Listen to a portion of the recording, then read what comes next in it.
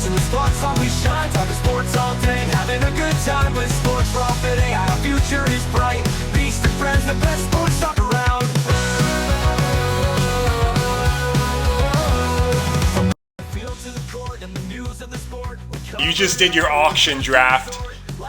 Let's go over your team. Let's hear what you got. Well, I have to say I'm not very confident with this auction league roster that I have here, but starting at QB, I got Trevor Lawrence. Well, that's a good start right there. Yeah, well, I got him late in the draft. I think I got him for a relatively good price here. Who did you want to get? I wanted Joe Burrow. Okay. But honestly, it was just not in the cards. He got bid up a good amount, and I got Trevor Lawrence for $3. Oh, nice. That's a steal of a price right there. Yeah, so I was very happy with that. And then I think I spent too much at running back. I got Derrick Henry for $50, Saquon Barkley for $53. Is it a $200 budget? Yeah. That's really good values right there. That's basically what they go for. I felt like I kept on getting bid up a little bit, especially with Saquon, so that was kind of frustrating. I kind of had him budgeted at like $46 or $47, and Derrick Henry, I still felt like I got good value for. But being that it's a half-point PPR league, I felt like I may have spent a little too much on Derrick Henry. His days of catching the ball are definitely on the decline, especially Justice Hill there. Yeah, so that was kind of to be honest with you, and this goes for probably anyone who drafts, it's a little frustrating when you have too many people doing auto draft. Yeah, that's a drag. How many people were in auto draft for the auction? 3 the whole time, and then there was one that kept on going on and offline and on and offline. Oh man! So it was a bit frustrating there. And then so at wide receiver, I got DK Metcalf, which I spent too much on him, even though I said I'd get him no matter what. I shouldn't have done that with so many wide receivers still on the board. But I got DK for $28. Well, DK's always been your guy. Yeah, I still felt like I overspent for him, and then overspent for his teammate Kenneth Walker at $23. That is a lot for him, but he is good. Yeah, so that was kind of frustrating for me. I should have held back, but it was just everyone was thrown off by the auto draft players that were going for like $15 more than they should. No. It's a drag. Or at least $10, Yeah. Especially in the first couple rounds. I got Pickens for $15, which I was happy about. It's another one of your guys. And I got Stephon Diggs for $20, which I was pleased about. I thought he was going to go for $25 to $30. Are you nervous about Nico Collins and? I think the supporting cast is. Nico Collins is who I was going for initially instead of DK, and I think I got. I had a little FOMO, and I figured I'll just get DK now that I lost out on Nico Collins. But no, I don't. I think having those options is a good thing. Keeps the safeties honest. They're not going to be able to blitz as much with these great wideouts that they got. But is there balls to go around? I believe so. Okay. I believe so. I think they're going to be pass-first offense anyways. Even with Joe Mixon in the backfield, they'll probably check down to him a lot too, and I'm hoping they'll check down to Dalton Schultz, since I also got him for $1. Obviously, he's nothing special, but I'll take him for $1, and I'll get one of your guys. Yeah, and I also got another one of my guys, Freiermuth, for $1, but I also think Freiermuth's going to have a better year, considering he actually has some quarterbacks to work with, unlike prior seasons. Geno Smith is a backup QB I got for $1. The truth is... yeah, go for it. Truth is... I was going to say, the truth is the last 9 guys that I drafted, I was limited to $1 per player pretty much. And so getting Schultz for $1, Farmuth for $1, Gino for $1, then Alexander Madison for $1. Just praying that there's some value there since the Raiders' RB situation is still somewhat unknown. And then Flyer with Hollywood Brown being out the first 4 weeks, but also for $1. He might be back next week. If that's the case, that's even better upside for me. I don't mind that at all, especially since I have enough wide receiver support. Then I got Philly D for $1, Daniel Carlson for $1, and then I don't even want to mention my last pick, but I got Deontay Foreman for $1 in the hopes that he can get some carries in Cleveland, but I'll probably be dropping him by tomorrow. You can hope for those carries in Cleveland on the waiver wire.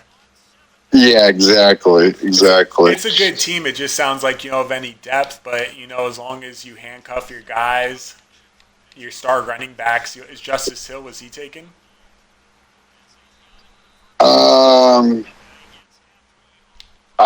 Let me check. To be honest with you, everything's kind of a blur at this point as because a draft Hill run. is more important than Madison at this point on your team. That's for sure. Like I said, I'm already looking to pick up Jonnu Smith for Foreman, and I'm open to getting rid of Madison as well. Or getting rid of Madison. And then I'm looking he used to be really quickly. The number one handcuff in fantasy football, Madison. You know what? I already have offer in for an ad drop in for Gabe Davis while dropping Madison. But just out of curiosity, is Justice Hill still available? He is still available. Well, he's definitely going to be on the field, until Keaton Mitchell returns. Yeah. To be honest with you, I think I'm going to pass on him for the time being, just simply because I want Gabe Davis. Although I do have I don't have enough running backs at all. And it's just one of those situations where RBs are a little thin right now. And so we'll hope that there's some more waiver wire action from the other teams in the league in the next couple days. Yeah, or maybe you could package a 2-for-1 with your receivers, get more running backs. But I know you love your receivers and don't want to move them. Yeah, that's my problem. I'm looking at some RBs. I'm also hoping maybe one of these guys will, ball out. You told me, what were you telling me about Braylon Allen? He looks good. He's a big guy. If Breece Hall wasn't there, he for sure would be, Yeah, that's the problem. Yeah, that's the problem is Breece Hall is there. Yeah. And and he hasn't been hurt for a couple seasons. He had a good year last year, so he's not going anywhere. Well, he got hurt his rookie year, but last year that's what it was. Good, yeah. Yeah. And I was thinking about picking up Bigsby, just because NTN's never he's going to be part of the offense instantly, but they also love ETN there, and he looks good. But you think Bigsby will be part of the offense? Yeah, but ETN does look good, but Bigsby does look a lot better than he looked as a rookie. But it's still hard to bench ETN because he is a lot better. But you think he'll get more workload? He'll get more workload than he got last year, so it's not going to be enough, but it'll be something. Better best ball player than someone you want to depend on week to week. Yeah. See, that's my problem. I wanted to take a risk on one of these younger running backs, like a Bigsby or Braylon Allen, but I wanted to take a bit of a gamble on that. I could just hedge my bets and pick up Gainwell as a backup, but I just don't see. I don't know. I just never see the upside with that guy for whatever reason. I don't know why. You know, I never did. Like last year, of course, I was on Swift when everyone was on Gainwell. But, you know, watching Gainwell this preseason, it actually looked really good. So good that I even wrote an article about Gainwell. Damn. You did? I did. I gave him, Will Levis just ran for a big 8-yard touchdown. Last time I played, I was getting blown out on, but this time I'm blowing them out. What's your thoughts on? What's that?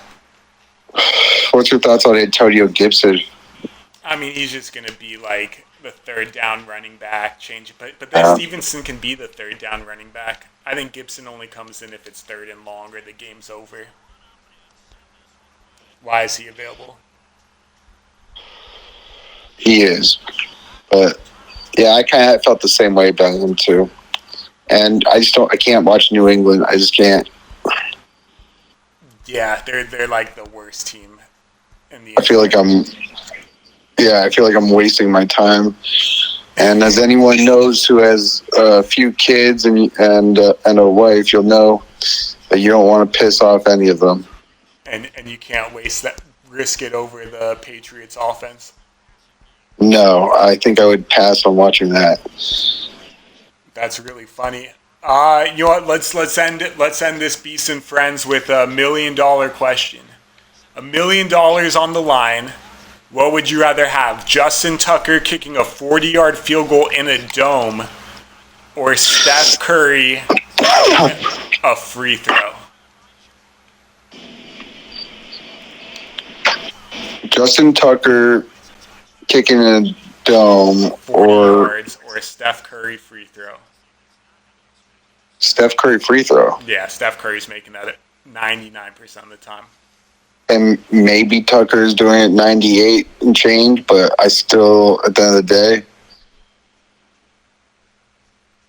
night.